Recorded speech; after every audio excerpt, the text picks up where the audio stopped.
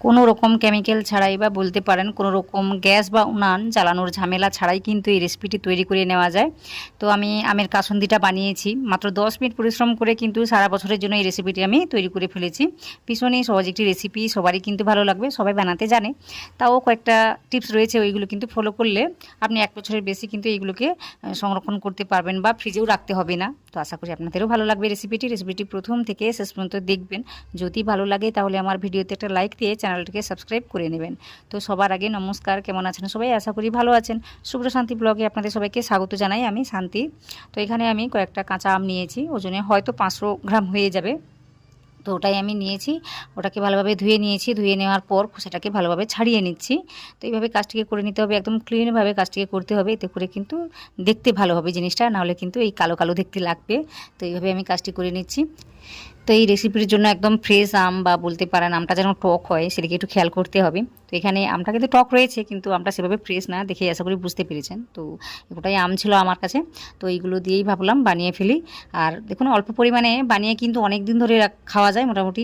কি বলবো, এগুলো সেভাবে আমরা ব্যবহার করি না, শুধুমাত্র চপ পকোড়া এগুলো খেতেই কিন্তু আমরা ইউজ করি, বেশ ভালো লাগে। তাই অল্প পরিমাণে বানিয়ে আপনি অনেক দিন ধরেও খেতে পারবেন।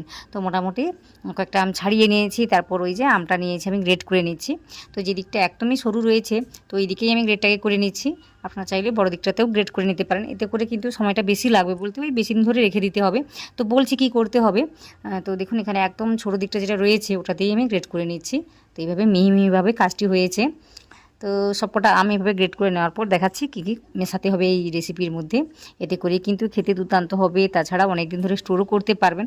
সব কিছুই আমি বলবো, রেসিপিটি মন দিয়ে দেখুন। তো সমস্ত কটা আম কিন্তু এভাবে আমি গ্রেড করে নিয়েছি, দেখতেই পাচ্ছেন এইভাবে হয়েছে জিনিসটা। তো এই কাসুন্দিটাকে একটু টেস্টি করে বানিয়ে নেওয়ার জন্য কয়েকটা উপকরণ আমি মেশাবো। তো প্রথমেই আমি দিয়েছি লবণ, তো পরিমাণটা বুঝে শুনেই দিতে হবে, লাগলে কিন্তু পরে আমি দেবো। তো এখন আমি এতটাই দিচ্ছি, দিয়ে না ভালোভাবে মিশিয়ে নিচ্ছি। তো লবণটাকে দিয়ে ভালোভাবে মিশিয়ে নেওয়ার পর এতে আমি দিয়ে দেব হলুদ গুঁড়ো আর লঙ্কা গুঁড়ো। তো ঝালটা যে যতটা পছন্দ করবেন অতটাই দেবেন। তো আমি 1 চামচের মতো লঙ্কা গুঁড়ো দিয়েছি আর 1 চামচের মতো হলুদ গুঁড়ো দিয়েছি। এটা দিয়ে না সুন্দর করে মিশিয়ে নিচ্ছি।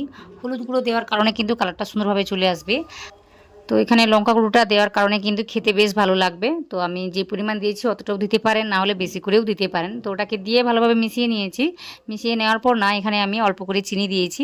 তো এটা দিতেও পারেন আবার নাও দিতে পারেন, ওই যে বললাম আমটা ভীষণই টক রয়েছে যে কারণে দেওয়া।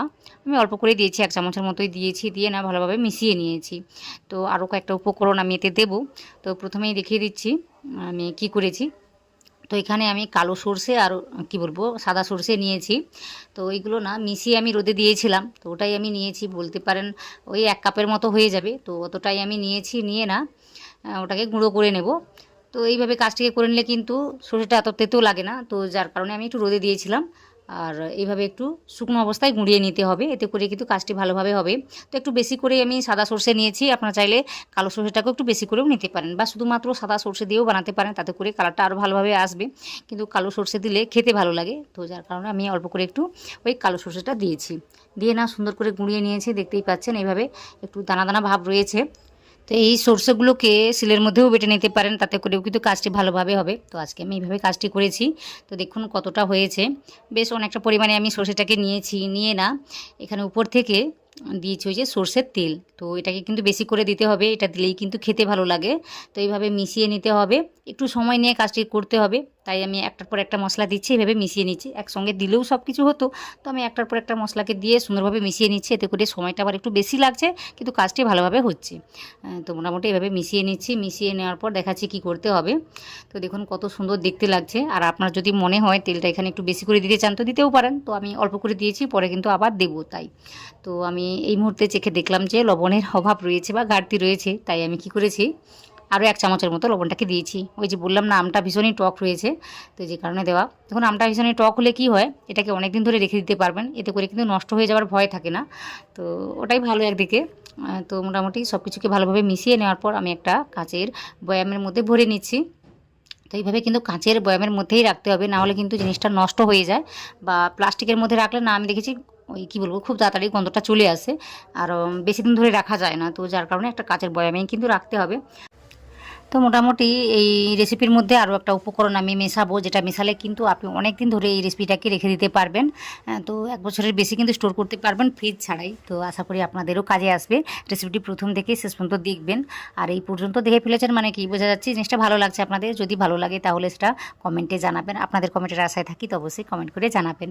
তো দেখুন এখানে আমি একটু সরষের তেল দিয়েছি, একটু না অনেকটাই দিয়েছি। তো বলতে পারেন এই রেসিপির জন্য মোটামুটি 100 গ্রামের মতো সরষের তেলটাকে আমি ইউজ করে ফেলেছি। আর সাথে দিয়েছি 1 চামচের মতো ভিনিগার। তো দেখুন একটু বেশি করেও দেওয়া যায়, এটা দিলেই কিন্তু অনেক দিন ধরে স্টোর করে রাখা যায়। তো এটার কথাই আমি বলছিলাম। হাতের কাছে যদি না ভিনেগারটা থেকে থাকে তাহলে ওই যে লেবু রসটাকেও দিতে পারেন 1.5 চামচের মতো, ওটা দিলেই কিন্তু কাজটি হয়ে যাবে। তারপর কি করবেন, এইভাবে মিশিয়ে না ওই 10 থেকে 15 দিনের জন্যই কিন্তু রোদে রেখে দিতে হবে। তাতে করে কিন্তু জিনিসটা অনেক দিন ধরে রেখে খাওয়া যাবে, না হলে কিন্তু নষ্ট হয়ে যাবে। তার আগে কিন্তু খাওয়া যাবে না। মোটামুটি 10-15 দিনের জন্য ওটাকে রোদে রেখে দেবেন, তারপর এটাকে খাবেন। এই কাসুন্দিকে আপনি যতই রোদের মধ্যে রাখবেন ততই কিন্তু বেশি দিন ধরে সংরক্ষণ করতে পারবেন। তো আশা করি আজকের রেসিপিটি আপনাদের সহজ মনে হয়েছে বা ভালো লেগেছে। যদি ভালো লেগে থাকে ভিডিওতে একটা লাইক দিয়ে চ্যানেলটিকে সাবস্ক্রাইব করে নেবেন। পাশে থাকা যে বেল আইকনটা থাকবে ওটাতে প্রেস করতে ভুলবেন না। তো দেখতেই পাচ্ছেন এইভাবে মোটামুটি 10 থেকে 15 দিনের জন্য কিন্তু আমি রোদের মধ্যে রেখে দেবো। তারপর কিন্তু এটা খাওয়ার জন্য আমি ব্যবহার করব, তার আগে কিন্তু ব্যবহার করব না। তো আশা করি আজকের রেসিপিটি আপনারা সম্পূর্ণ দেখেছেন। আপনারা যারা দেখেছেন আপনাদের সবাইকে অনেক অনেক অনেক ধন্যবাদ জানাই।